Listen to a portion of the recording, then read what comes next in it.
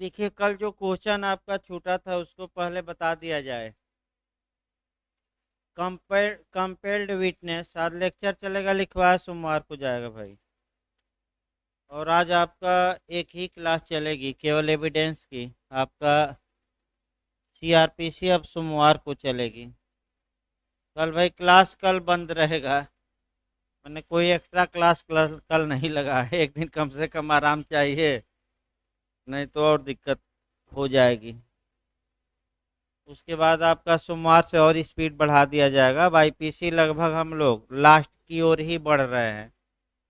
तो आईपीसी आपका लास्ट की ओर ही बढ़ रहे हैं। एविडेंस भी आपका मान के चलिए आधा लगभग हो ही गया है। वहीं सीआरपीसी ही आपका मैंने स्पीड बढ़ाकर खींचना है। देखिए, आपका जो हम क्वेश्चन बता रहे थे उसको समझा दिया जाए, तब सोमवार को लिखवाएंगे। आज कम से कम आपका प्रयास किया जाए, 2 चैप्टर इधर आपका एविडेंस में आज हो जाएगा। पहला आपका जो नया क्वेश्चन आपका बन सकता है कि कंपेल्ड विटनेस के बारे में टिप्पणी लिखिए, या विवसनीय साक्षी, या मजबूर किया गया साक्षी, यानी कि विवश किया गया साक्षी, या बाध्य किया गया साक्षी।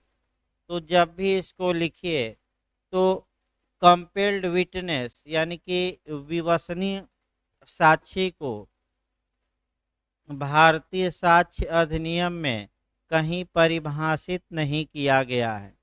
ऐसा साक्षी या ऐसा विटनेस जिसे प्रश्नों का उत्तर देने के लिए बाध्य किया जाता है, उसे आपका विवसनीय साक्षी कहते हैं।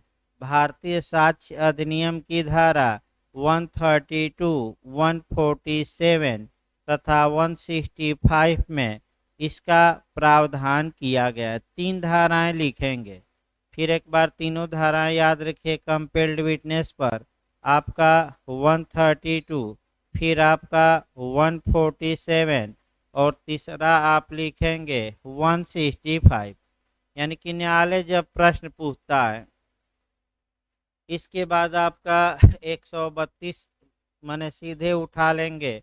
धारा 132 में यह बताया गया है कि इस आधार पर कि उत्तर उसे अपराध में फंसाएगा, साक्षी उत्तर देने से क्षम्य नहीं होगा। अर्थात धारा 132 में कुछ आधार दिए गए हैं। अगर कोई गवाह ये कहे कि इन आधारों पर मैं उत्तर देने से इनकार कर सकता हूं, तो उसे उत्तर देने से इनकार नहीं करने दिया जाएगा और उसे विवश किया जाएगा, मजबूर किया जाएगा कि वह उस प्रश्न का उत्तर दे। लेकिन अगर वह उस प्रश्न का उत्तर दे देता है तो कानूनन उसे कुछ प्रोटेक्शन भी प्रदान किया गया है। उस प्रश्न का उत्तर देने के बदले उस पर न तो कोई आपराधिक आरोप लगाया जाएगा और न ही उस पर कोई मुकदमा चलाया जाएगा, न ही उसकी संपत्ति जब्त होगी और न ही उस पर सेंशन लगाया जाएगा। लेकिन अगर वह मिथ्या साक्ष्य देता है तो उसके खिलाफ मिथ्या साक्ष्य देने के लिए अभियोजन चलाया जा सकता है। मैंने जो सार 132 का था वह आपका बता दिया गया। अगर गवाहों से प्रश्न पूछा जाता है तो 147 बताती है कि 132 के प्रावधान आपका क्या होंगे लागू, एक लाइन में। और 165 बस 2 लाइन में लिखना है कि अगर न्यायालय द्वारा प्रश्न किया जाता है तो गवाह इस आधार पर प्रश्न का उत्तर, पक्षकार या गवाह इस आधार पर प्रश्न का उत्तर देने से इनकार नहीं कर सकते कि उत्तर उसे अपराध इत्यादि में क्या करेगा, फंसाएगा। यानी कि इसका मतलब ये हुआ कि आप प्रश्न का उत्तर हर हाल में क्या करिए, दीजिए। लेकिन अगर गवाह प्रश्न का उत्तर दे देता है तो 132 में कुछ प्रोटेक्शन भी उसे दिया गया है। अब बेयर एक्ट की भाषा देखिए और उसी भाषा को आपका अलग अलग करना है।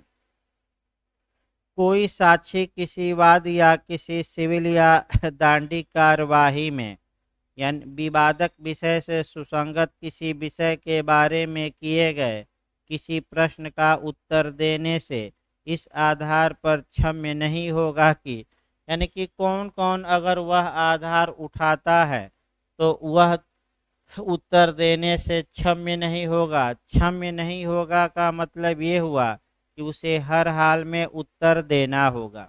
तो अगर वह ये कहे कि अगर हम उत्तर दे देंगे तो उसका जो नेचर होगा वह ये होगा कि हमें अपराध में वह उत्तर फंसा देगा, या डायरेक्ट या इनडायरेक्ट रूप से हम अपराध में क्या होंगे, फंस जाएं। तो क्या उसे उत्तर देने से इनकार करने दिया जाएगा कि मजबूर किया जाएगा? उत्तर दे मजबूर किया जाएगा कि ये कोई आधार नहीं होगा कि अगर आप उत्तर देते हैं तो आप खुद ही अपराध में फंस जाएंगे। लेकिन मैं बार बार कह रहा हूँ कि जब वह उत्तर दे देता है तो कानून ऐसे गवाह को कुछ प्रोटेक्शन भी देता है। अगर गवाह उत्तर दे दिया, मजबूर किया गया और गवाह उत्तर दिया और उत्तर से ये निष्कर्षित होता है कि इसी गवाह ने अपराध किया है, तो क्या उस गवाह के खिलाफ उस अपराध के किए जाने के लिए मुकदमा चलाया जा सकता है कि नहीं? नहीं, क्योंकि कानून इसे क्या देगा? संरक्षण देगा, प्रोटेक्शन देगा। दूसरा, अगर कोई गवाह इस आधार पर उत्तर देने से इनकार करता है कि अगर हम उत्तर देंगे तो कोई सेंशन लग जाएगा। सेंशन मतलब शास्ति लग जाएगी। शास्ति एक व्यापक शब्द है जिसमें जुर्माना, प्रतिकर और दंड भी समाहित हैं। फिर एक बार याद रखिए, सेंशन एक व्यापक शब्द है जिसमें कि जुर्माना भी आता है, मुआवजा भी, प्रतिकर भी और दंड भी आता है। तो क्या अगर कोई गवाह ये कहे कि हजूर अगर हम इस प्रश्न का उत्तर देते हैं तो हम पर कोई दंड लग जाएगा, जुर्माना लग जाएगा, प्रतिकर लग जाएगा, या डायरेक्ट या इनडायरेक्ट रूप से ये लग सकता है, यानी कि प्रत्यक्ष या अप्रत्यक्ष, तो क्या इस आधार पर गवाह उत्तर देने से क्षम्य होगा कि नहीं? नहीं होगा। लेकिन अगर वह उत्तर दे देता है और ऐसी दशा में उत्तर के कारण, तो क्या उसकी कोई माने उसके ऊपर कोई सेंशन लगाया जाएगा कि नहीं? नहीं लगाया जाएगा। यानी कि एक तरफ जब बाध्य किया जा रहा है तो दूसरी तरफ उसे क्या दिया जा रहा है? कुछ संरक्षण। तीसरा ये है कि अगर कोई गवाह ये कहे कि अगर हम प्रश्न का उत्तर दे देंगे तो तो कोई संपत्ति समर्पित हो जाएगी, यानी कि हमारी संपत्ति जब्त हो जाएगी, या इसका उत्तर डायरेक्ट या इनडायरेक्ट रूप से हमारी संपत्ति को जब्त करने का नेचर का होगा, तो इस आधार पर भी वह उत्तर देने से इनकार नहीं कर सकता। लेकिन अगर उत्तर दे देता है और उत्तर द्वारा ये लगता है कि इसकी संपत्ति जब्त होगी, तो जब्त नहीं होगी, क्योंकि उसे इस बात का क्या मिला है? प्रोटेक्शन। यानी कि यह धारा विवश भी करती है गवाहों को और गवाहों को क्या देती है? संरक्षण। दोहरा नेचर है। लेकिन एक काम न करे, और वह काम लास्ट में यह है कि अगर कोई साक्षी मिथ्या साक्ष्य देता है उत्तर देते समय, तो उसके खिलाफ मिथ्या साक्ष्य देने के लिए कार्यवाही की जा सकती है। यानी कि एक काम न करे, और कौन काम न करे? फॉल्स एविडेंस न दे। अगर वह फॉल्स एविडेंस देता है तो आईपीसी की धारा 193, 194 या 195 जो भी धाराएं सेट हो, उसके तहत उसके खिलाफ कार्यवाही की जा सकती है। इस प्रकार आपका 132 समाप्त हो गया। इसी को अच्छे से याद करना है। आपका जो हमने मिथ्या साक्ष्य के बारे में बताया 132 के प्रोविजो में दिया गया है। अगला देखा जाए कंपेल्ड विटनेस के बारे में 147 आ जाइए 147 साक्षी को उत्तर देने के लिए कब विवश किया जाएगा, बाध्य किया जाएगा। तो यदि ऐसा कोई प्रश्न उस वाद या कार्यवाही से सुसंगत किसी बात के बारे में है तो धारा 132 के उपबंध क्या होंगे, लागू। यानी कि इसका मतलब ये हुआ कि गवाह को मजबूर किया जाएगा कि तुम क्या दो, उत्तर। तो उत्तर देता है तो क्या उसके खिलाफ उत्तर देने के एवज में कोई कार्यवाही की जाएगी कि नहीं, नहीं की जाएगी। अब आइए 165 निकाल लीजिए। 165 प्रश्न करने या पेशकरण का आदेश देने की न्यायालय की शक्ति। न्यायालय जब चाहे तब किसी पक्षकार से या किसी गवाह से सुसंगत या विसंगत बातों के बारे में क्वेश्चन पूछ सकता है। यदि न्यायालय कोई क्वेश्चन पूछता है तो ऐसे पक्षकार या साक्षी बाध्य होंगे कि वह उन प्रश्नों का क्या दें, उत्तर। आपका वही सामान्य नियम निकला। तो इस प्रकार कंपेल्ड विटनेस 3 धाराएं लिखेंगे, 132, 147 और आपका 165। आइए देखा जाए आपका अगला जो क्वेश्चन, हम इधर से आपका चलते हैं, अध्याय 3 से हम शुरू करेंगे। आपका धारा 56 से लेकर 58 तक। यहाँ से भी पिछली बार आपका बिहार जे में मेंस में भी एक क्वेश्चन बन चुका है, एपीओ में भी भाई आ सकता है। मैं बता दूं मेंस में ये क्वेश्चन आपका बिहार जे में बन चुका है। इधर से बिहार ज़्यादा क्वेश्चन बनाता है। अध्याय आपका 3, तथ्य जिनका साबित किया जाना आवश्यक नहीं है। तो देखिए क्वेश्चन का मॉडल पहले बनाया जाए। यहाँ आपका जो मॉडल क्वेश्चन का बनता है, पहले तो वह मॉडल देखा जाए और तब आपका शुरुआती दौर में आप कंसेप्ट बनाकर इस क्वेश्चन को लिखिएगा, डायरेक्ट सेक्शन पर ना आइएगा। देखिए आपका पूछा क्या जा सकता है कि जुडिशियल नोटिस क्या होती है, न्यायिक अवेक्षणीय तथ्य क्या होते हैं, न्यायालय किन किन तथ्यों की न्यायिक अवेक्षा करेगा।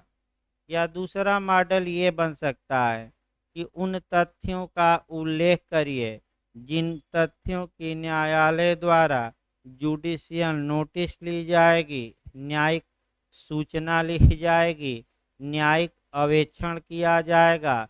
न्यायिक अवेक्षण नए लोग बस एक बात समझे कि न्यायालय उन बातों को स्वयं मानने के लिए बाध्य है।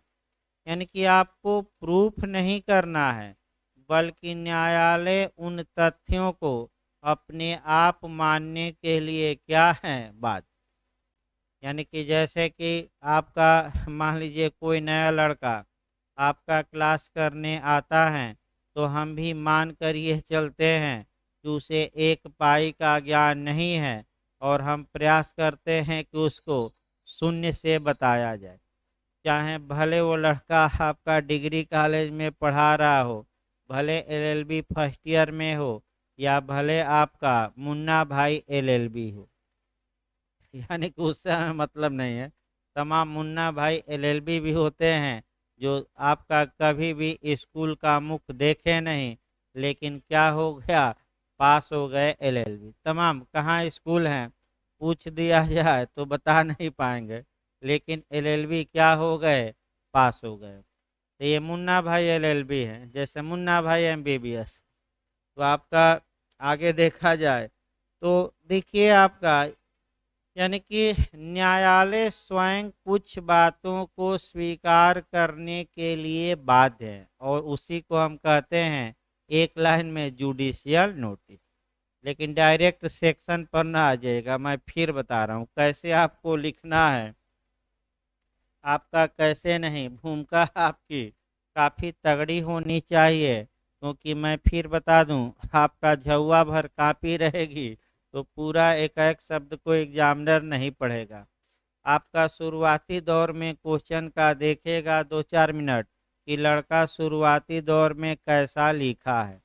उसके बाद उस आधार पर ही ये अनुमान लगा दिया जाता है कि आगे आपका कैसा लिखा होगा।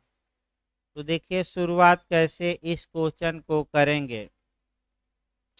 मामूली तौर पर को आप सामान्यतः भी लिख लेंगे, या सामान्य नियम यह है यानी कि जनरल रूल।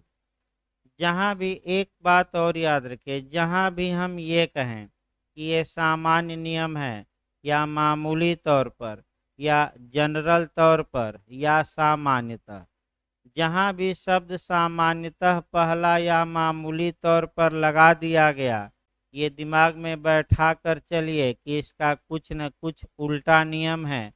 उल्टा नियम का मतलब अपवाद है, यानी कि इसका विरोधी नियम क्या है मौजूद। आपका ये मान कर चलिए, जैसे उदाहरण एक दो हम और दे दें। सीआरपीसी की धारा 177 में भी मामूली तौर पर लिखा गया है, इसका मतलब इसका अपवाद है।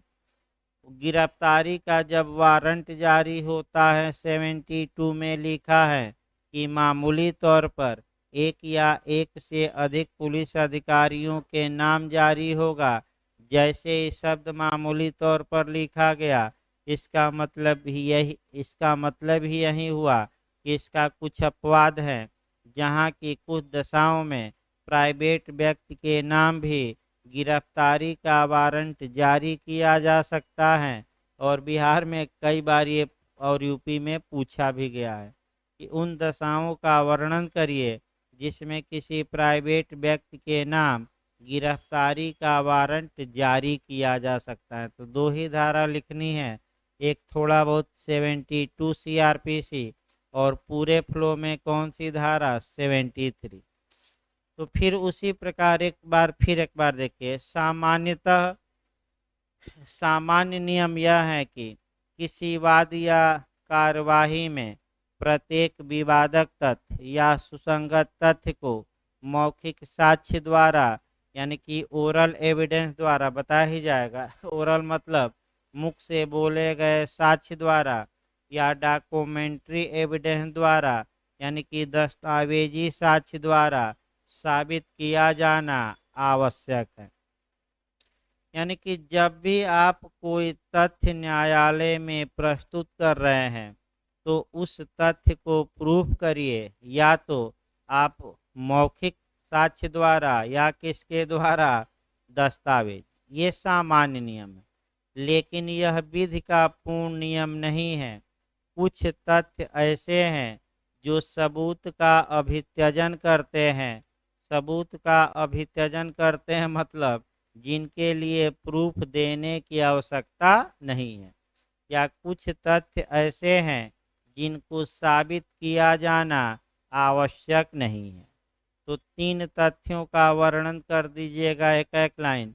पहला जुडिशियल नोटिस यानी कि न्यायिक अवेक्षणीय तथ्य, दूसरा उपधारित तथ्य, और तीसरा आपका कह सकते हैं कि स्वीकृत तथ्य, न्यायिक स्वीकृति यानी कि न्यायिक रूप से स्वीकृत तथ्य यानी कि जुडिशियल एडमिशन।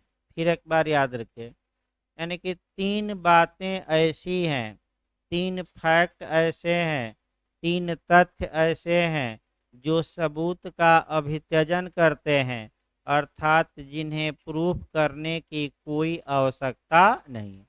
तीनों याद कर लीजिएगा एक एक लाइन। पहला जुडिशियल नोटिस, न्यायिक अवेक्षणीय तथ्य, दूसरा आपका प्रिजम्पशन यानी कि उपधारणाएं, और तीसरा आपका कह सकते हैं कि जुडिशियल एडमिशन यानी कि न्यायिक स्वीकृतियां। ये भूमिका में आप कम से कम 3-4 लाइन ये बात लिखेंगे। उसके बाद चूंकि क्वेश्चन आया है कि जुडिशियल नोटिस क्या होती है, तो एक बार 4-5 लाइन जुडिशियल नोटिस को परिभाषित करिएगा। देखिए, न्यायिक अवेक्षणीय तथ्य से तात्पर्य न्यायिकतः सूचना प्राप्त करने से है। अतः कुछ तथ्य ऐसे होते हैं जिन्हें सिद्ध किए जाने की आवश्यकता नहीं होती, क्योंकि वे सर्वविदित होते हैं। यह माना जाता है कि ये तथ्य न्यायालय के हृदय में निवास करते हैं, हृदय हृदय में निवास करते हैं, और इनको साबित करना न्यायालय के हृदय का अपमान होगा। अर्थात कुछ बातें ऐसी हैं जिसे न्यायालय स्वयं स्वीकार करने के लिए, या जिन बातों का न्यायालय स्वयं ज्ञान लेने के लिए, या स्वयं आपका कह सकते हैं कि ज्ञान रखने के लिए बाध्य होता है। न्यायालय इन बातों को स्वयं ज्ञान रखने के लिए बाध्य होता है। इन तथ्यों को साबित करने की आवश्यकता नहीं है, क्योंकि ये इतने सर्वविदित हैं, इतने प्रचलित हैं कि ये माना जाता है कि इन बातों को तो न्यायालय को स्वयं जानना चाहिए, अधिवक्ता को इसे साबित करने की कोई ज़रूरत नहीं है। लेकिन भाई लेकिन लग जाता है तो हमेशा कुछ न कुछ समस्या क्या रहती हैं, बनी रहती हैं। वहीं बेयर एक्ट में सब कुछ सही है, लेकिन अंत में क्या लग गया, लेकिन लेकिन पर बहुत समय हो गया उदाहरण बताए हुए। आपका चूंकि थोड़ा प्रेशर में भी क्लास चल रहा है, तो आप देख रहे हैं कि उदाहरण क्या हो गया आपका, माने रुक सा गया है। यानी कि उदाहरण की जो संख्या है वह प्रेशर के कारण थोड़ा आपका स्पीड में के कारण रुक गई है। तो जहाँ भी लेकिन लगाया जाता है, ये मान कर चलिए कि कुछ न कुछ क्या हो गया, समस्या। देखिए नए लोग हैं तो एक दो उदाहरण बताया जाए आपका, लेकिन का मैं बता भी चुका हूँ। एक विवाह कटवा बाबा थे, वहीं बताया जाए फिर से आपका एक दो मिनट आपका। वह माने उनका मान लीजिए प्रयागराज में पढ़ते थे आपका बाबा, और महामंडलेश्वर थे। तो जो लड़का 5 शाही स्नान कर चुका रहता है, वह महामंडलेश्वर की उपाधि धारण प्रयागराज में कर लेता है। फिर आपका बरबीसा बीसा बीसा, यानी कि आपका तमाम साल बीत गए कि अब शादी, अब नौकरी पाएंगे, तब शादी करेंगे, और किसी मान लीजिए दुर्भाग्यवश सफल नहीं हो पाया, तो आपका विवाह भी नहीं हुआ और इधर नौकरी भी नहीं मिली। तो ये हुआ कि जब हमारा विवाह नहीं हुआ तो उसने प्रण किया था, चूंकि महामंडलेश्वर था ही, कि हम किसी का गांव में विवाह होने नहीं देंगे। तो जैसे ही विवाह तय होता था, जाकर क्या करता था, लड़की वालों के यहाँ काट देता था, आपका कुछ न कुछ शिकायत कर देता था। तो ये हुआ कि आपका अब क्या किया जाए आपका, तो बाबा को टूर पर भेजा जाए, क्योंकि ये महामंडलेश्वर है तो हरिद्वार और क्या करेंगे, अन्य जगहों पर व्यवस्था की गई। पैसा जुटाया गया चंदा, और चंदा करके बाबा को भेजा गया बाहर। उसी बीच एक लड़के का विवाह तय हो गया, और हुआ कि अब बाबा नहीं है और इसी समय मौका है, और मौके का लाभ उठाया जाए। तत्पश्चात आपका अब ये है कि जिसका मन विवाह काटने में हमेशा लगा हुआ है, क्या वह टूर पर मन लगेगा उसका? तो इधर विवाह संपन्न होने को था और उधर बाबा वापस आ गए, यानी कि बीच में ही टूर छोड़कर क्या हुए, रिटर्न हो गए कैंसिल करा के। अब भाई स्टेज सजा है, जयमाल हो चुका है, अब विवाह की बारी है। अब समस्या ये है कि गांव के लोग जान गए हैं कि बबवा आ गया है, कुछ न कुछ आपका बुलडोजर से कुछ न कुछ क्या करेगा, मकान ढहाएगा, यानी कि अब कुछ न कुछ तिकड़मबाजी करेगा। तो अब लड़के को समझाया गया, जिसका विवाह हो रहा था, कि जाके बाबा का पैर छान लो, मैंने पैर पकड़ लो। लड़का गया, पैर पकड़ लिया, बाबा स्टेज पर चढ़ गए, और जैसे ही पैर पकड़ा, बाबा ने कहा कि भाई 7 जन्मों का तुम्हारा रिश्ता कायम रहे, लेकिन जो रोज रोज मिर्गी आती हैं, ये विवाह के बाद क्या हो जाए, ठीक। बहुत चिल्ला कर कहे थे। तो अब बताइए, जैसे ही लेकिन लगा, अब क्या, अब कोई लड़की वाला ऐसे लड़के से विवाह करेगा जिसे रोज रोज मिर्गी आ रही हो, हर रोज रोज जो बेहोश हो रहा, तो फिर हम बता दें। लेकिन अब कानून पर आइए। आपका न्यायिक अवेक्षणीय तथ्यों को न्यायालय स्वयं स्वीकार करने के लिए, स्वयं ज्ञान रखने के लिए बाध्य है। लेकिन लग गया तो समस्या आ गई कि जहां न्यायालय को संदेह हो, तो जो पक्षकार ये कहता है कि न्यायालय इस चीज की जुडिशियल नोटिस ले, न्यायालय उससे सबूत की मांग कर सकता है कि कुछ सबूत लाइए ताकि हम योग्य हो जाए, हम जुडिशियल नोटिस क्या करें, ले लें। ये भूमिका में आप लिखेंगे, जो उदाहरण लेकिन लगा कर दिया गया वह उदाहरण न लिखिएगा, आपका लेकिन के बाद आपका। अब सेक्शन वाइज लिखना है। न्यायिक अवेक्षणीय तत्व आप 4-5 लाइन परिभाषा दे देंगे, उसके बाद सेक्शन लिखेंगे।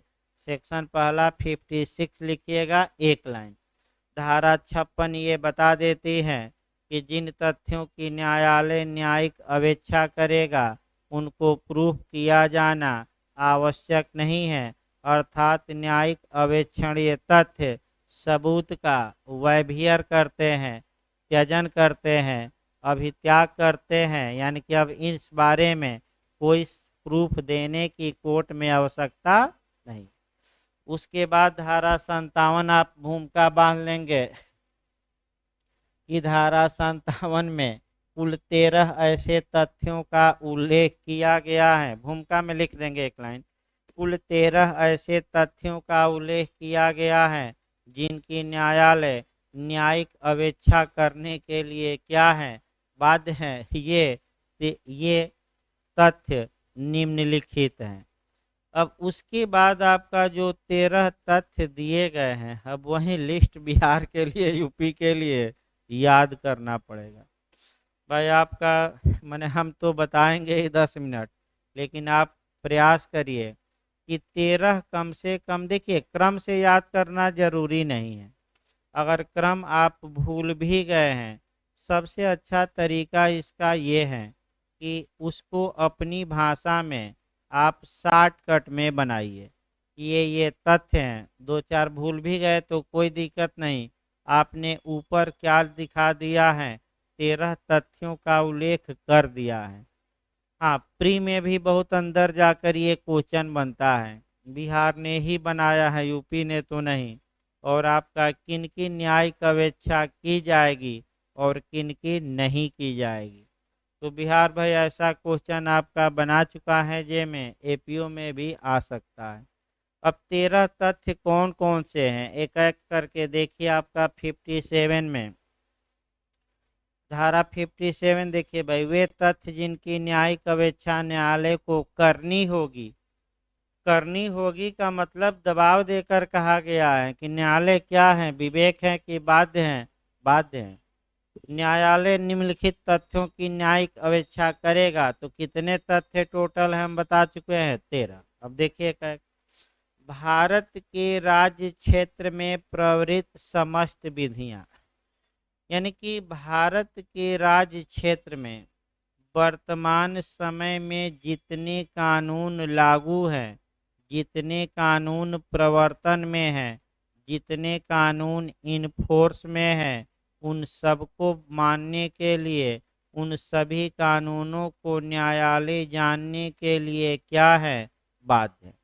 अब इन कानूनों में सामान्य विधियां भी आती हैं, विशेष विधियां भी आती हैं, स्थानीय विधियां भी आती हैं, व्यक्तिगत विधियां भी आती हैं, यानी कि मुस्लिम लॉ भी और हिंदू लॉ भी, ये भी शामिल है। उसके बाद प्रथाएं और रूढ़ियां भी आती हैं, यानी कि आपका इन सभी को आपका न्यायालय स्वीकार करने के लिए क्या है, बाध्य है।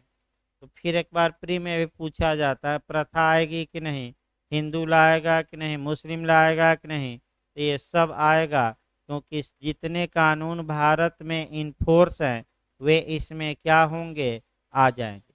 चाहे जनरल लॉ हो, स्पेशल लॉ हो, स्थानीय विधि हो, या प्रथा हो, या रूढ़ हो, या व्यक्तिगत विधि हो। भाई याद रखिएगा। दूसरा देखिए, यूनाइटेड किंगडम यानी कि इंग्लैंड, यूनाइटेड किंगडम की पार्लियामेंट द्वारा पारित या तत्पश्चात पारित किए जाने वाले समस्त पब्लिक एक्ट तथा वे समस्त स्थानीय और पर्सनल एक्ट जिनके बारे में यूके की पार्लियामेंट ने निर्दिष्ट किया है कि उनकी न्यायिक अवेक्षा की जाए, तो उनका भी। इसके बाद भारतीय सेना, नौसेना या वायुसेना के लिए युद्ध की नियमावली क्या है, आपका ये भी न्यायिक अवेक्षा की जाएगी, इत्यादि। इत्यादि मतलब आपका ये घर पर पढ़ना है, यानी कि इत्यादि का मतलब ये हो गया कि घर पर क्या करना है, आपका पढ़ना है। वहीं लिस्ट जाकर एक बार क्या करिएगा भाई, 13 याद करिए। अगला क्वेश्चन आइए देखा जाए। अगला क्वेश्चन भी आपका यूपी और बिहार में खूब पूछा जाता है, यानी कि जो हम अगला अध्याय आ जाइए, अध्याय 4। जहाँ तक अध्याय 4 की बात है, ओरल एविडेंस के बारे में प्रावधान करता है, यानी कि आपका मौखिक साक्ष्य के बारे में। देखिए इसमें क्या क्या बनता है क्वेश्चन। देखिए जो अगला क्वेश्चन आपका बनता है, इसमें टिप्पणी में भी अलग से क्वेश्चन बनता है। एक तो बन जाएगा कि मौखिक साक्ष्य पर टिप्पणी लिखिए, तो भी हम थोड़ा बता देंगे टिप्पणी कैसे लिखेंगे। दूसरा क्वेश्चन आपका बनता है डम्ब विटनेस पर टिप्पणी लिखिए, मूक साक्षी पर। तो जब भी मूक साक्षी पूछे तो आप मौखिक साक्ष्य थोड़ा बहुत दिखा के और 119 धारा दिखाएंगे। कौन सी धारा भाई, टिप्पणी में ज़्यादा बनता है कौन सा, डम्ब विटनेस, यानी कि मूक साक्षी। अब शब्द चेंज हुआ है 2013 में, अब ये है कि जो साक्षी बोलने में क्या है, असमर्थ। अब हेडिंग चेंज हो गई है, लेकिन आपका नियम वही है, थोड़ा बहुत चेंजिंग आई है। इंटरव्यू में भी पूछा गया था कि क्या चेंजिंग आई है। अगला क्वेश्चन ये बनता है कि मौखिक साक्ष्य प्रत्यक्ष होना चाहिए, इसकी अपवादों सहित व्याख्या करिए। या अनुश्रुत साक्ष्य का नियम क्या है, इसकी अपवादों सहित व्याख्या करिए। या अनुश्रुत साक्ष्य साक्ष्य में स्वीकार नहीं किए जाते, इसके अपवादों सहित विवेचना करिए। तमाम यही आपका क्वेश्चन बनता है। देखिए फिर एक बार मॉडल, पहले हम बताते हैं ओरल एविडेंस क्या है। फिर एक बार देखिए, यानी कि पहले आपका ये देखना है कि ओरल एविडेंस क्या है, उसके बाद अध्याय हम आपका माने 4 शुरू करेंगे। देखिए आपका जब भी पूछे मौखिक साक्ष्य तो आप ये बताएंगे कि न्यायालय में उपस्थित होकर जब कोई साक्षी अपने मुख द्वारा बोले गए, अपने मुख से बोले गए शब्दों द्वारा साक्ष्य देता है, उसे मौखिक साक्ष्य कहा जाता है। फिर एक बार देखिए, न्यायालय में उपस्थित होकर जब कोई गवाह अपने मुख से बोले गए शब्दों द्वारा एविडेंस देता है, उसे ओरल एविडेंस या मौखिक साक्ष्य कहा जाता है। ये यदि कोई गवाह बोलने में असमर्थ है तो इस अधिनियम की धारा 119 के तहत वह अपना साक्ष्य संकेतों द्वारा, यानी कि इशारों द्वारा या चिन्ह द्वारा या लिखकर या अन्य किसी प्रकार से जिसे वह अपनी बातों को न्यायालय में बोधगम्य बना सके, दे सकता है। लेकिन अगर वह संकेत, चिन्ह या लिख कर देता है तो ये जो संकेत हैं, ये जो चिन्ह वह बनाया है या यह जो लिख कर वह दिया है बोलने में असमर्थ है, ये ओरल एविडेंस ही माना जाएगा। आपका तुरंत एक केस अप्लाई करेंगे क्वीन इम्प्रेस बनाम अब्दुल्ला के वाद में, एक महिला जो दुलारी नामक वेश्या थी, उसका गला काटा गया था, सांस नली कट गई थी और वह बोल नहीं पा रही थी। तत्पश्चात मजिस्ट्रेट आए उसका बयान लेने। जब अब्दुल्ला का नाम उन्होंने पुकारा तो वह अपने सिर हिलाई और हाथ से इशारा की, लेकिन मुख से बोली नहीं। इलाहाबाद उच्च न्यायालय के न्यायाधीशों ने बहुमत से यह फैसला दिया कि यह जो संकेत वह की है, इशारा, इंडिकेशन, ये मौखिक साक्ष्य माना जाएगा और मृत्युकालिक कथन मौखिक साक्ष्य द्वारा मौखिक भी दिया जा सकता है, यानी कि संकेतों द्वारा भी। तो जो संकेत या इशारा किया जाएगा, याद रखें, उसे दस्तावेजी नहीं बल्कि क्या माना जाएगा, मौखिक। तो अगर आपका मौखिक साक्ष्य पर टिप्पणी पूछे तब लिखिएगा। तुरंत धारा 3 देखिए बीच में छूट गई थी आपका। सेक्शन 3 में, एविडेंस के सेक्शन 3 में साक्ष्य को परिभाषित करते हुए या मौखिक साक्ष्य को परिभाषित करते हुए यह कहा गया है कि मौखिक साक्ष्य से अभिप्रेत हैं और इसके अंतर्गत आते हैं जांचाधीन तथ्यों के विषय के बारे में न्यायालय की अनुज्ञा से या न्यायालय की अपेक्षा करने पर साक्षी द्वारा किए गए मौखिक कथन। यानी कि जब कोई व्यक्ति न्यायालय में आपका किसी जांचाधीन विषय के बारे में मौखिक कथन करता है या न्यायालय अनुज्ञा देता है या अपेक्षा करता है और वह साक्षी न्यायालय में अपने मुख से बोले गए शब्दों द्वारा उस विषय के बारे में कुछ कहता है, तो उसी को हम लीगल भाषा में क्या कहेंगे, ओरल एविडेंस। तो ओरल एविडेंस ये हुआ आपका। अगर देखिए डिटेल में ना आए और ये आए कि मौखिक साक्ष्य प्रत्यक्ष होगा, इसकी अपवादों सहित व्याख्या करिए, तो इतना लंबा मौखिक साक्ष्य को न खींचिएगा। मैं फिर बता दूं, मौखिक साक्ष्य होता क्या है, 2 लाइन लिख दिए। इसके बाद मौखिक साक्ष्य की परिभाषा धारा 3 में दी गई है, आपने वह 1 लाइन या 2 लाइन में परिभाषा दिखा दी। फिर 1-2 लाइन दिखाएंगे कि अगर कोई साक्षी बोलने में असमर्थ है तो एविडेंस की धारा 119 के तहत वह ऐसे साक्ष्य दे सकता है और उसका ऐसे दिया गया साक्ष्य क्या माना जाएगा, मौखिक। इतना लिखकर बंद कर दीजिएगा, केस वोस न डालिएगा अगर आपका फुल क्वेश्चन पूछे, क्योंकि ये हम मॉडल बनाए हैं जब केवल ओरल एविडेंस क्या आए, आपका टिप्पणी में अलग से आए तब। टिप्पणी में ना आए तो इतना लंबा इस क्वेश्चन को न लिखिएगा, क्योंकि तमाम नियम है और तमाम क्या है आपका बातें अभी लिखनी है। अगला देखा जाए इसमें, इस अधिनियम की धारा अध्याय 4 में धारा 59 से लेकर 60 तक में मौखिक साक्ष्य के बारे में प्रावधान किया गया है। 59 ये बताती है कि मौखिक साक्ष्य द्वारा तथ्यों का साबित किया जाना। तो कहा क्या गया है कि दस्तावेजों या इलेक्ट्रॉनिक अभिलेखों की अंतर्वस्तु के सिवाय सभी तथ्य मौखिक साक्ष्य द्वारा साबित किए जा सकेंगे। यानी कि इसका मतलब ये हुआ कि डॉक्यूमेंट की अंतर्वस्तु माने दस्तावेज के अंदर जो बातें लिखी गई हैं और इलेक्ट्रॉनिक रिकॉर्ड के अंदर जो बातें लिखी गई हैं उसको अंतर्वस्तु कहते हैं। उनके सिवाय प्रत्येक तथ्य को, प्रत्येक घटना को, प्रत्येक वाकया को हम मौखिक साक्ष्य द्वारा प्रूफ कर सकते हैं, न्यायालय में सिद्ध कर सकते हैं।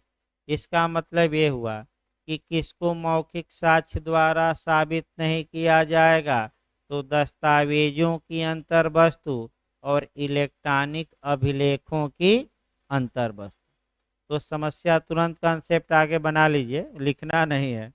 आखिर जो दस्तावेजों की अंतर वस्तु हैं उनको कैसे साबित किया जाएगा, तो तुरंत धारा 61 पर आ जाना है। भाई ये लिखना नहीं है, बस कंसेप्ट के लिए बताया जा रहा है। धारा एविडेंस की 61 बताती है कि दस्तावेजों की अंतर वस्तु को या तो प्राइमरी एविडेंस द्वारा या सेकेंडरी एविडेंस द्वारा साबित किया जा सकता है। यानी कि या तो प्राथमिक साक्ष्य द्वारा या कैसे साक्ष्य द्वारा द्वितीयक। तो अगर फिर एक बार बैक होइए, 59 एक लाइन में हो जाएगा। उसके बाद आपका धारा 60 आ जाना है। मौखिक साक्ष्य प्रत्यक्ष होना चाहिए। यानी कि आपका ये जो क्वेश्चन हमने बनाया था कि मौखिक साक्ष्य प्रत्यक्ष होगा, इसकी अपवादों सहित व्याख्या करिए। फिर एक बार मॉडल आइए। तो इस क्वेश्चन को लिखते समय मौखिक साक्ष्य हल्का सा दिखा दीजिए। उसके बाद आपका धारा 3 हल्का सा एक लाइन, फिर 119 और अध्याय 4 को दिखाइए। 59 एक लाइन में हो जाएगा और तुरंत धारा 60 पर आ जाना चाहिए कि मौखिक साक्ष्य डायरेक्ट या प्रत्यक्ष होगा। इस सिद्धांत को इस अधिनियम की धारा 60 में समाहित करते हुए यह कहा गया है कि डायरेक्ट कौन सी धारा अब आ जाना है, 60। देखिए क्या कहा गया है। आपका मौखिक साक्ष्य समस्त अवस्थाओं में चाहे वे कैसी भी हो प्रत्यक्ष ही होगा। ही होगा शब्द थोड़ा दबाव देता है, यानी कि जो ओरल एविडेंस होगा वह मस्ट बी डायरेक्ट, यानी कि प्रत्यक्ष होना चाहिए। तो कब कहा जाएगा कि मौखिक साक्ष्य प्रत्यक्ष है, तो इसको आगे आपका बेयर एक्ट में बताया गया है। देखिए यदि वह किसी देखे जा सकने वाले तथ्य के बारे में है, तो जो वह देखे जा सकने वाले तथ्य के बारे में है, तो वह ऐसे साक्षी का ही साक्ष्य होगा जो कहता है कि उसने उसे देखा है। यानी कि जो स्वयं घटना को अपनी क्या किया है, आंखों से देखा है, आंखों से। अगर यह आकर न्यायालय में मौखिक रूप से उस घटना के बारे में बताए, तो इसके द्वारा दिए गए साक्ष्य को हम क्या कहेंगे, प्रत्यक्ष। यानी ये आई विटनेस भी कहा जाता है। आपका आई विटनेस मतलब कि जिसने घटना को स्वयं क्या किया है, अपनी आँखों से देखा है। अगर वह स्वयं आकर बताए तो ये साक्ष्य कैसा साक्ष्य कहलाएगा, आपका डायरेक्ट। जैसे कि ये एक व्यक्ति है, किसी घर चोरी करते हुए बी को अपनी आँखों से देखा। अगर यही गवाही देने आए तो ए का साक्ष्य प्रत्यक्ष साक्ष्य होगा। लेकिन ए घर जाता है और आपका अपने भाई से ये बताता है कि बी को हमने चोरी करते हुए देखा है, तो अगर उसका भाई आकर कहे तब उसका साक्ष्य प्रत्यक्ष नहीं है। तो प्रत्यक्ष नहीं है तो उसका उल्टा हम बताएंगे, वह क्या होता है, अप्रत्यक्ष। अप्रत्यक्ष यानी कि निकृष्ट। निकृष्ट मतलब अनुश्रुत, यानी कि इनडायरेक्ट या हियर से। तो अभी आपका हियर से पढ़ना आइए। अभी जो दिमाग लगाना है उल्टा नहीं सीधा लगाना है कि पहला डायरेक्ट, अपनी भाषा में भी लिख सकते हैं, पहला डायरेक्ट एविडेंस कौन हुआ, तो जिस व्यक्ति ने स्वयं घटना को अपनी आंखों से देखा है वह व्यक्ति कोर्ट में आकर क्या करे, अगर मौखिक रूप से बयान दे तो उसके बयान को हम क्या कहेंगे, डायरेक्ट एविडेंस यानी कि प्रत्यक्ष। दूसरा देखिए, यदि वह किसी सुने जा सकने वाले तथ्य के बारे में है, यानी कि अगर बात ऐसी है जो कान से क्या की जा सकती है, तो जो व्यक्ति स्वयं अपने कानों से उस तथ्य के बारे में सुना है, अगर वह व्यक्ति आकर न्यायालय में उस तथ्य के बारे में मौखिक रूप से कोई बयान देता है कि हमने स्वयं घटना को अपने कानों से क्या किया है, सुना है, तो वह कौन सा साक्ष्य कहलाएगा? प्रत्यक्ष। ये दूसरा, मैंने पहला जो देखा हो ऐसे ही याद करिए, दूसरा जो कान से क्या किया हो, सुना हो, वही आए, दूसरा नहीं। तीसरा देखिए, यदि वह किसी ऐसे तथ्य के बारे में है जिसका किसी अन्य इंद्रियों द्वारा या किसी अन्य रीत से बोध हो सकता था, तो जो बोध किया है वह आए आपका, या जो इंद्रियों द्वारा बोध किया है वह आए और गवाही दे। तो भाई आपका मानव शरीर में 5 इंद्रियां हैं। 2 इंद्रियों के बारे में ऊपर लिखा गया है और 3 इंद्रियों के बारे में छोड़ दिया गया। तो जो 3 इंद्रियां बची हैं वह तीसरे खंड में आ जाएगी। तो एक तो आपका आँख हो गई, तो पहला पॉइंट आँख पर था, दूसरा हो गया कान, तो 2 निकल ही गए हैं ऊपर, अब बचे कितने? 3। जैसे कि आपका मौर्य जी है, नहीं नहीं तो चाय पर जोड़ दिया जाता। 2 लोग यहाँ से गए तो 2 लोग रास्ते में मिल गए, 4। और एक कहाँ बैठा था पहले से ही इंतजार में कि कोई आए, तो हम तो महामंडलेश्वर हैं, चाहे कोई पिलाए, कोई आएगा तो पिलाएगा, तो 5 हो गए। तो इंद्रियां कितनी हैं? 5। तो पहला याद रखिए आँख हो गई, दूसरा आपका कान हो गया, 3 बचे। तो एक आपका जिह्वा हो गई। यानी कि अगर कोई बात ऐसी है जो स्वाद वाली है, तो जो व्यक्ति उस चीज का स्वाद स्वयं लिया है, अगर वह व्यक्ति आकर न्यायालय में उस स्वाद के बारे में मौखिक रूप से कुछ बताता है, तो उसके द्वारा दिए गए साक्ष्य को, मौखिक साक्ष्य को हम प्रत्यक्ष साक्ष्य ही कहेंगे। अगला आपका जिह्वा के बाद आपका जो हो गया त्वचा हो गई। तो अगर कोई व्यक्ति स्पर्श करने वाली है, तो जो व्यक्ति स्वयं अपनी त्वचा से किसी वस्तु को स्पर्श किया है, अगर वह व्यक्ति आकर बयान दे, तो उसके द्वारा दिए गए मौखिक बयान को ही हम डायरेक्ट एविडेंस कहेंगे। और एक आपका नाक बच गई यानी कि सूंघने वाली।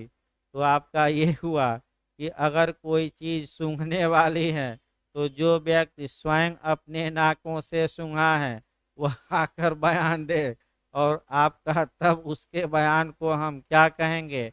Direct evidence. तो आपका 5 इंद्रियां याद कर लेनी है, और जो स्वयं ये सब किया है वो आकर बयान दे, तो ऐसी दशा में उसके द्वारा दिए गए साक्ष्य को हम क्या कहेंगे? प्रत्यक्ष। तो 5 तो याद रहेगा ना? अब गलत ना हो, कुछ ना है तो 5 अलग अलग लिख दीजिए। भाई आपका पहला आँख, दूसरा आपका कान, और तीसरे में इंद्रियों द्वारा बोधगम्य, तो तीनों ऐड कर दीजिएगा। अगला देखिए, यदि वह किसी राय के या उन आधारों के जिन पर वह राय आधारित है बारे में है, तो वह उस व्यक्ति का ही साक्ष्य होगा जो वह राय उन आधारों पर धारण करता है। इसका मतलब ये हुआ, अब ओपिनियन पर आ जाना है।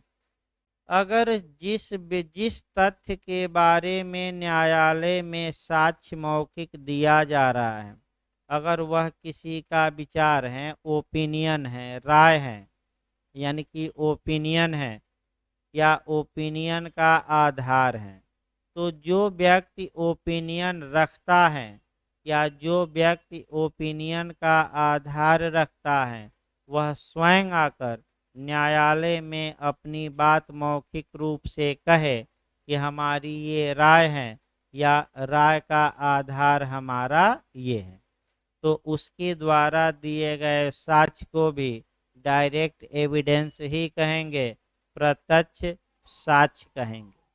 यानी कि इसके द्वारा दिए गए साक्ष्य को हम क्या कहेंगे? प्रत्यक्ष साक्ष्य। इसको एविडेंस की धारा 45 से लेकर 51 तक में जोड़ना है। धारा 45 से लेकर 51 तक में एक्सपर्ट ओपिनियन दी गई है, तो एक्सपर्ट ओपिनियन यानी कि आपका गलत ही हो गया। देखिए आपका विशेषज्ञ की राय और अविशेषज्ञ की राय दोनों का उल्लेख है। विशेषज्ञ की राय और अविशेषज्ञ की राय दोनों का उल्लेख है और 51 दोनों में लागू होती हैं। राय का आधार यानी कि विशेषज्ञ अपनी राय का आधार दे सकता है कि नहीं दे सकता है। अब उतना नहीं जानना है, लंबा नहीं जा सकते क्योंकि आपका हल्का सा इंडिकेशन पर्याप्त है कि कहाँ से कहाँ तक राय दी गई है, 45 से 51। और जो व्यक्ति राय प्रकट किया है वह खुद आकर गवाही दे तो उसके द्वारा दिए गए गवाही को हम क्या कहेंगे, डायरेक्ट एविडेंस। इसके बाद स्टॉप कर देना है, प्रत्यक्ष साक्ष्य का नियम समाप्त हो गया। अब देखिए दूसरा मॉडल, एक ही साथ दोनों मॉडल बताया जाएगा। अब जो आपका मॉडल देखिए आपका इसके बाद, क्योंकि प्रत्यक्ष साक्ष्य क्या होता है ये हम अभी समाप्त किए।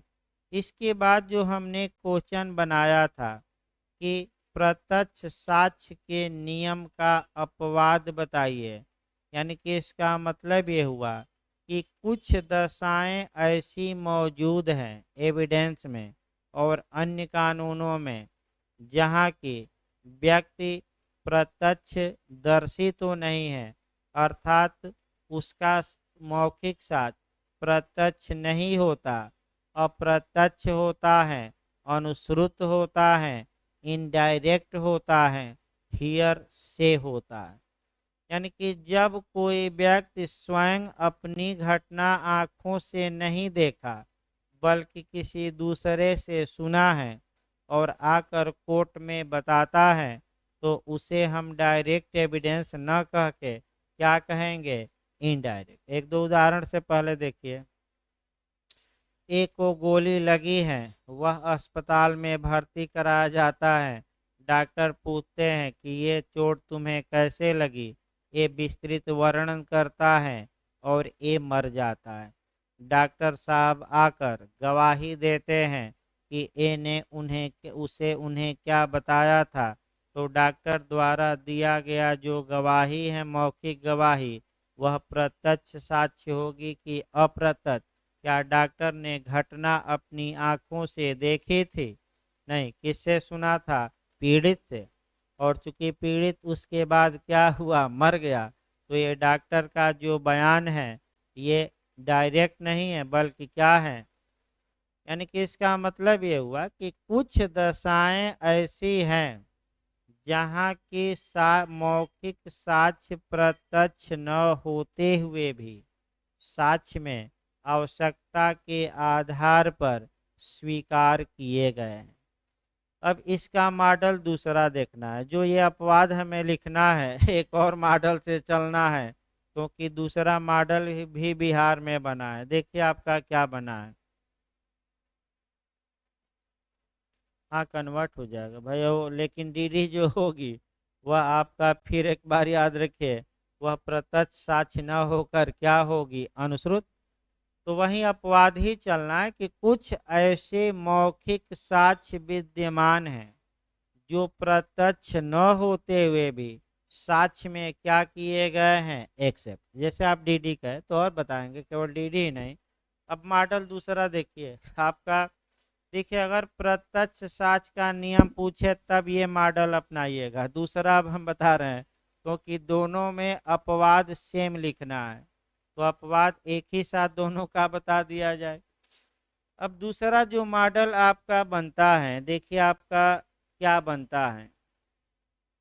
अनुश्रुत साक्ष्य के नियम से आप क्या समझते हैं, या अनुश्रुत साक्ष्य को परिभाषित करिए और अनुश्रुत साक्ष्य के नियम की व्याख्या करते हुए इसके अपवादों का उल्लेख करिए। तो जब आप हियर से एविडेंस बताएंगे, यानी कि जब आप अनुश्रुत साक्ष्य बताएंगे या अप्रत्यक्ष साक्ष्य भी हम कह सकते हैं या श्रुत साक्ष्य भी कहा जाता है, तो दो लाइन जरूर लिखिएगा कि जब कोई साक्षी किसी दूसरे के ज्ञान के आधार पर या किसी दूसरे से प्राप्त जानकारी के आधार पर न्यायालय में साक्ष्य देता है तो उसे अनुश्रुत साक्ष्य कहा जाता है।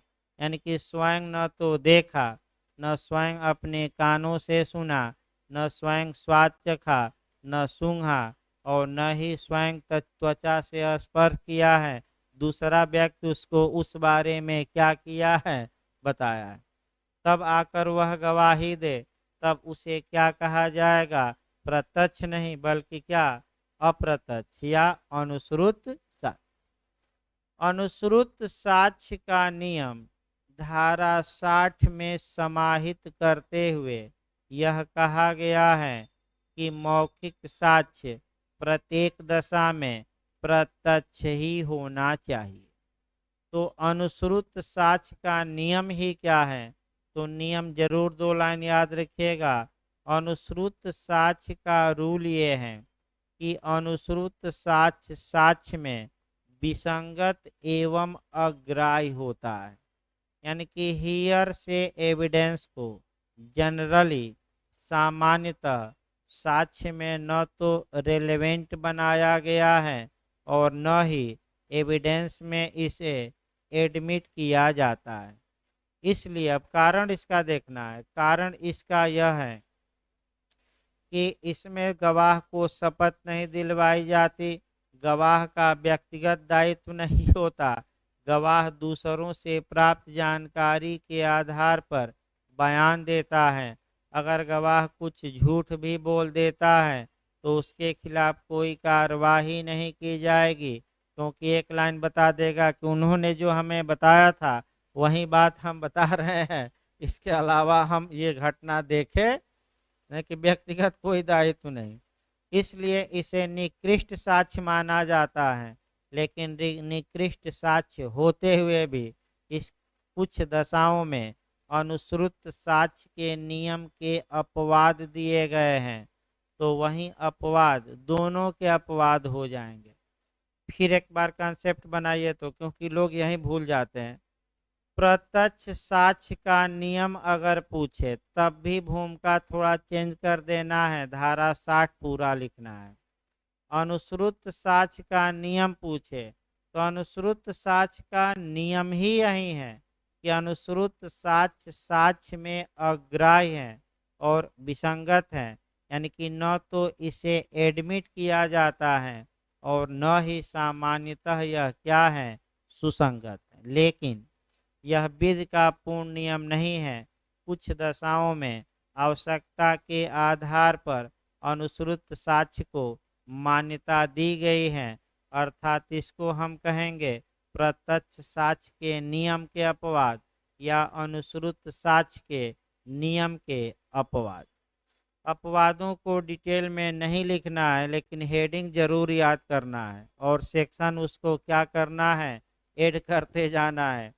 देखिए कौन कौन से अपवाद हैं, पहले तो दिमाग में बैठाइए। ये जितने हम नियम बताएंगे ये सब अनुश्रुत साक्ष्य होंगे, फिर भी साक्ष्य में क्या किए गए हैं? स्वीकार, डायरेक्ट एविडेंस नहीं होंगे, क्योंकि ये सब क्या होंगे? तो धारा 60 का अपवाद पूछे तो धारा 60 में भी कुछ अपवाद हैं, वो हम लास्ट में बताएंगे। अन्य अपवादों से शुरुआत करते हैं। तो पहला आप धारा 6 लिखेंगे, यानी कि एक ही समव्यवहार का भाग, यानी कि रेह जेस्ट है। हाँ, यानी कि आपका रेह जेस्ट है, इसके पहले लिख लिया जाए पूरा। इसके बाद धारा 8 दिखाइएगा, कंडक्ट या आचरण। इसके बाद आपका 17 से लेकर 31 एडमिशन और कन्फेशन, ये भी आपका हियर से है, डायरेक्ट नहीं है। इसके बाद धारा 32 दिखाइएगा, 32 में जितने 8 खंड हैं आपका सब अनुश्रुत साक्ष्य हैं। इसके बाद धारा आप 33 दिखाइएगा, इसके बाद धारा 34 दिखाएंगे, फिर आपका 35 दिखाएंगे, फिर आपका कह सकते हैं कि 35 दिखाएंगे। इसके बाद जो आपका दिखाना है सीआरपीसी में जाना है और सीआरपीसी की धारा 110 दिखाइएगा, यानी कि सीआरपीसी की कौन सी धारा? 110। और तब धारा 60 एविडेंस में भी कुछ क्या दिए गए हैं? अपवाद। धारा 60 में भी अपवाद है, ये नहीं कि नहीं अपवाद है, आपका धारा 60 में भी अपवाद है।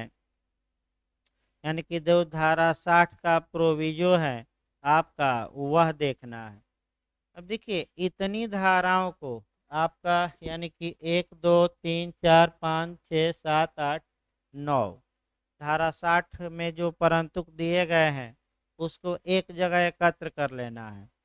अब इसको जब मेंस में लिखिए तो कम से कम भाई 4 4 लाइन जरूर आप उठाइए। अगर समय न रहे तो आप 4 4 लाइन ही सही लेकिन आपको लिखना ही होगा। तो एक ही संव्यवहार के भाग होने वाले जो तथ्य होते हैं धारा 6 के तहत वह अनुश्रुत साक्ष्य के नियम का क्या है? अपवाद। समय रहे तो लिखिए या नहीं तो 2 2 लाइन क्या करेंगे आप निकाल देंगे। तो समय रहे तो इसको धारा 6 को हल्का सा लिखिए और न समय रहे तो धारा 6 न लिखिए, बस 3 3 लाइन लिख कर क्या करिए निकल जाइए। यानी कि आपका ये कहा गया है कि जो तथ्य विवादक न होते हुए भी विवादक तथ्यों से इस प्रकार संसक्त हैं कि वे उसी संव्यवहार का भाग हैं, तो ऐसी दशा में वे तथ्य चाहे उसी समय उसी स्थान पर या विभिन्न समयों पर या विभिन्न स्थानों पर घटित हुए हों वह सुसंगत होंगे यानी कि रिलेवेंट होंगे। यह जो नियम है यह प्रत्यक्ष साक्ष्य के नियम का अपवाद है या अनुश्रुत साक्ष्य के नियम का क्या है? अपवाद। यानी कि ये इनडायरेक्ट एविडेंस है या अनुश्रुत साक्ष्य है। भाई न समझ में कंसेप्ट आए तो कहिए हम फिर एक बार अनुश्रुत साक्ष्य बताएं, क्योंकि जब तक हियर्स एविडेंस का नियम नहीं आएगा तब तक अपवाद आप नहीं जान। फिर हम बता रहे हैं एक बार, क्योंकि कई लोग उल्टा नियम लगा देते हैं। अनुश्रुत साक्ष्य का नियम ही यही है कि अनुश्रुत साक्ष्य को साक्ष्य में स्वीकार नहीं किया जाना चाहिए और यानी कि साक्ष्य से उसे क्या रखा जाए बाहर। लेकिन जो हम ये अपवाद बता रहे हैं, अपवाद का मतलब कि जो अनुश्रुत साक्ष्य का ये नियम है कि अनुश्रुत साक्ष्य को कहाँ रखा जाए? बाहर। तो कुछ दशाओं में आवश्यकता के आधार पर अनुश्रुत साक्ष्य को साक्ष्य में क्या कर लिया गया है? स्वीकार। और वहीं जो स्वीकार किया गया है तो ये अनुश्रुत साक्ष्य के नियम का क्या हो गया? अपवाद। या इसी को हम कहते हैं प्रत्यक्ष साक्ष्य के नियम का क्या? अपवाद। दोनों का अपवाद एक ही है। दूसरा आइए कंडक्ट के बारे में। किसी व्यक्ति का आपका सेक्शन 8 के तहत पूर्ववर्ती या पश्चातवर्ती जो आचरण होता है वह प्रत्यक्ष साक्ष्य न होकर अनुश्रुत साक्ष्य होता है। इसके बाद 17 से लेकर 31 स्वीकृतियां और संस्वीकृतियां ये भी अनुश्रुत साक्ष्य ही होती हैं। आपका कन्फेशन एक देखा जाए उदाहरण आप ये देख सकते हैं कन्फेशन में कि ये एक अपराध का अभियुक्त है और न्यायिक मजिस्ट्रेट के पास ये स्वीकार करता है कि यह अपराध मैंने ही किया। तो आप लोग बताइए क्या न्यायिक मजिस्ट्रेट घटना को अपनी आंखों से देखे हैं? नहीं, बल्कि अभियुक्त द्वारा कहे अनुसार वो क्या करते हैं? मान रहे हैं। तो जो न्यायिक अभियुक्त ने न्यायिक मजिस्ट्रेट के समक्ष कन्फेशन किया वो प्रत्यक्ष साक्ष्य नहीं है, कैसा साक्ष्य है? अनुश्रुत, क्योंकि न्यायिक मजिस्ट्रेट ने घटना अपनी आंखों से देखा। तो 17 से 31 इसके बाद 32 में 8 क्लाज हैं और 8 क्लाज आपका अनुश्रुत साक्ष्य हैं। फिर आपका 33 पूर्व न्यायिक कार्यवाहियों में दिए गए साक्ष्य, प्राइवेट लेखा बहियों में 34, सरकारी लेखा बही में 35, आपका मन लोक अभिलेख में 35। इसके बाद आपका धारा 110 निवारक मामलों में ख्याति का साक्ष्य, यानी कि जो हैबिचुअल अपराधी होता है लोगों में क्या राय है उस बारे में, तो लोग घटना देखे नहीं रहते बल्कि आभ्यासिक अपराधी के बारे में अपनी क्या केवल प्रकट करते हैं विचार।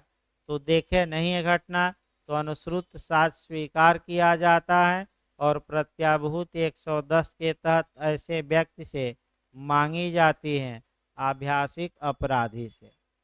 इसके बाद धारा 60 का परंतु का आपको कवर करना है। देखिए अब धारा 60 फिर बैक हो जाइए, लास्ट किया जाए भाई, ताकि अब देखिए आपका धारा 60 में आपका दो प्रोविजो हैं और दोनों प्रोविजो आपका अच्छे से देखिएगा, इंटरव्यू में भी पूछा जाता है। परंतु विशेषज्ञों की राय जो सामान्यतः विक्रय के लिए प्रतिस्थापित की जाने वाली पुस्तक में एक्सप्रेस या अभिव्यक्ति हैं और वे आधार जिन पर ऐसी राय धारित हैं यदि रचयिता मर जाता है, मिल नहीं सकता या साक्ष्य देने में असमर्थ है, बुलाने में बहुत समय और खर्चा लगेगा और या साक्षी के रूप में बुलाया नहीं जा सकता, तो उसको न बुलाकर उसकी पुस्तक को क्या करिए, पेश कर दीजिए। तो अब बताइए, जब उसकी पुस्तक को ही पेश कर रहे हैं, उसे बुला नहीं रहे हैं जो राय व्यक्त किया था, तो ये अब प्रत्यक्ष साक्ष्य नहीं होगा, क्या होगा आपका अप्रत्यक्ष, यानी कि हियर से, यानी कि अनुसूत। एक उदाहरण देखिए, ये एक विशेषज्ञ हैं या किताब का लेखक है, उसने किताब लिख दी, अब जिंदा ही नहीं है या कुछ नहीं है, बुलाया नहीं जा सकता या बुलाने पर खर्चा लगेगा या साक्ष्य देने में असमर्थ हो गया है, तो ऐसी दशा में उसको बिना बुलाए ही उसकी किताब पेश करके और उसकी राय को स्वीकार कर लिया जाए, तो अब ये डायरेक्ट एविडेंस नहीं होगा, क्योंकि डायरेक्ट तब होता है, इसके ऊपर हम बताए हैं कि डायरेक्ट कब तब होता जब जो व्यक्ति राय व्यक्त किया है उसे सशरीर क्या किया जाए, बुलाया जाए। तो आया नहीं और उसकी पुरानी बातों को क्या कर लिया गया, एक्सेप्ट कर लिया गया। तो बताइए ये आपका कैसा साक्ष्य होगा, आपका माने प्रत्यक्ष होगा कि अनुश्रुत ही होगा? अनुश्रुत, अनुश्रुत होगा, प्रत्यक्ष नहीं। 32 में भी ये आपका जाएगा। आगे देखिए आपका लास्ट, परंतु यह भी कि यदि मौखिक साक्ष्य दस्तावेज से भिन्न किसी भौतिक चीज के अस्तित्व या दशा के बारे में है, तो न्यायालय यदि वह ठीक समझे ऐसी भौतिक चीज का अपने निरीक्षणार्थ पेश किया जाना अपेक्षित कर सकता है। यहाँ से आपका इंटरव्यू में और प्री में भी अच्छा क्वेश्चन बनता है। लास्ट लाइन देखिए, देखिए भारत में एविडेंस का जो लीगल तौर पे प्रकार है वह केवल दो प्रकार हैं, या तो मौखिक साक्ष्य या दस्तावेज, और विद्वानों ने इसी दो को चीड़ फाड़ करके पोस्टमार्टम करके 8 प्रकार बना दिया है। अब बिहार इंटरव्यू में एक लोगों से ये में पूछा गया कि साक्ष्य के प्रकार बताइए, तो बता दिए कि 2 प्रकार का होता है, डांट दिया एग्जामिनर कि 2 प्रकार का होता है कि और कोई प्रकार है। तो यानी कि इसका मतलब उसका पूछने का इरादा ये था कि जो 8 प्रकार हैं उनको बताइए। तो आप ये कह सकते हैं कि भारतीय साक्ष्य अधिनियम के तहत साक्ष्य के केवल 2 प्रकार दिए गए हैं, लेकिन इसी प्रकारों को विस्तृत करते हुए विद्वानों ने इसको कितने प्रकारों में बांट दिया है? 8। ये सटीक परिभाषा रहती आपका, माने सटीक आपका। अब 8 प्रकार में आपका एक प्रकार हम केवल बताते हैं, रियल एविडेंस। रियल एविडेंस मतलब वस्तु साक्ष्य या भौतिक साक्ष्य या उसको वस्तु साक्ष्य भी कहते हैं। तो जब कोई चीज जो डॉक्यूमेंट नहीं है, यानी कि दस्तावेज नहीं है, न्यायालय के निरीक्षण के लिए पेश की जाती हैं, तो इंग्लैंड में उसे तृतीय कैटेगरी का एविडेंस, तृतीय श्रेणी का साक्ष्य, वास्तविक साक्ष्य या रियल एविडेंस या वस्तु साक्ष्य कहा जाता है। लेकिन समस्या ये है कि भारत में तो प्रकार है ही नहीं, तो भारत में कहाँ सेट करेंगे? तो धारा 60 का प्रोविजो नंबर 2 पर गौर करिए।